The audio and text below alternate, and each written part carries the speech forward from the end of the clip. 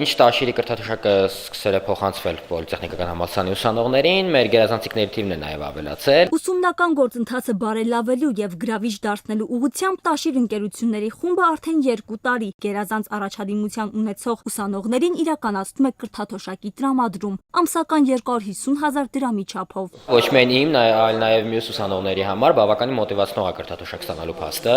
Նախորդ տարի 55, այս տարի արդեն 81 գերազանց ուսանող է արժանացել կրթաթոշակի։ Տաշիր ընկերությունների խումբն իր բարեգործական ծրագրի շրջանակում համալսարանում ստեղծել է գերազանցության 2 կենտրոն։ Առաջինը 2017-ին աշխարհառչակ ֆրանսիական Schneider Electric ընկերության հետ համատեղ, իսկ երկրորդ կենտրոնը ստեղծվել է 2018-ին Կասկադ ընկերության հետ։ Տաշիր խմբի կողմից